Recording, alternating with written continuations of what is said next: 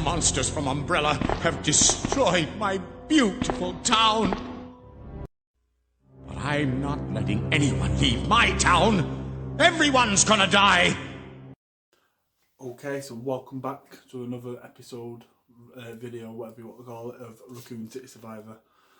Today we're going to be reviewing something I've been told to read for absolutely ages, and I'm glad I finally got around to doing it. Got myself a Kindle and thought, you know what, I'm going to start on these Resident Evil SD perrys. And I read volume 1, so it's the first game, titled The Mansion Incident, titled The Umbrella Conspiracy. So let's jump straight into it. So you've pretty much got all the gameplay included in the book.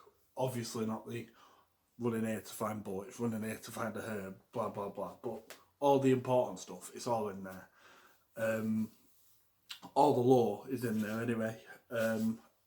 Just want to point out again, each time that I finish the chapter, I took some notes, so I'm taking notes, got a laptop here in front of me, just sort of what I've wrote down sort of thing, so it's all my words. But yeah, so it's all included in the books. Slight things have been changed. It's not to bore the reader really. You know, about finding an item in one room and transporting it to another. That's not in there. Like I said, little bullets in various rooms again. But like I said, if they put all that in there, that could make for quite a boring read. An example of this is having either, you know, Chris or Jill finding two separate halves to one item. You know, like the music notes, so that instead of finding them in two separate rooms and then having to add them together, it's actually Rebecca that finds them when she's sat in the piano room by herself. Chris has left her in there to be safe, and she actually finds it, plays it. She finds the key to fight the snake, but instead of Rebecca fighting the snake, because that wouldn't come across great, I don't think, with the fans, it's actually she gives the key to Chris. Chris fights him, sort of thing.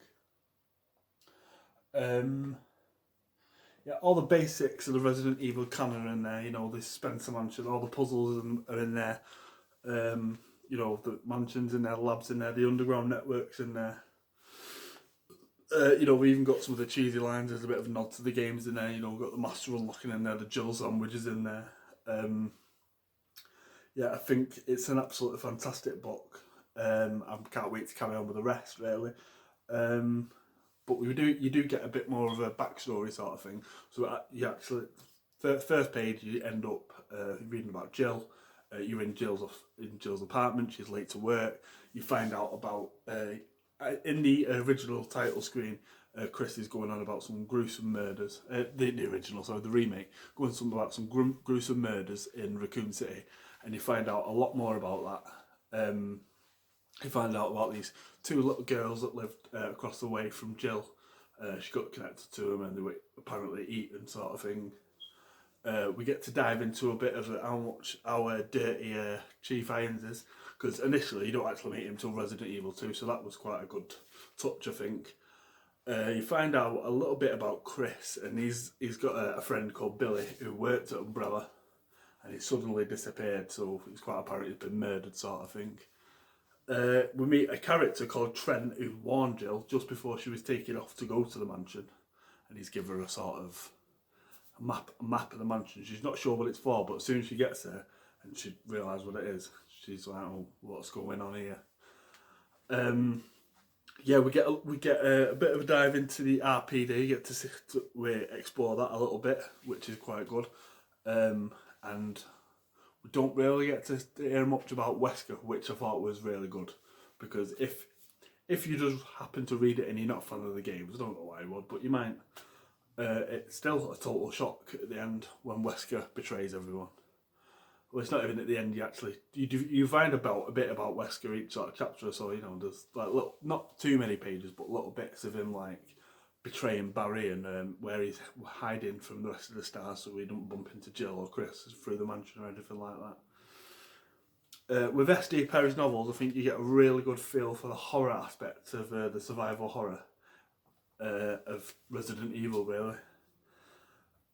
Yeah, I think the way that he describes the mansion, and even stuff down to like the smell of a dead zombie, I think it's really fucking cool.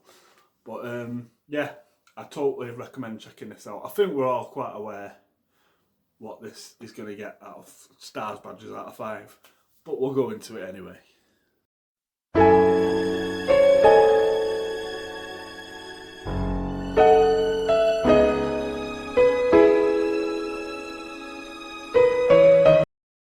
Okay, so that's been my review on Resident Evil The Umbrella Conspiracy by SD Perry.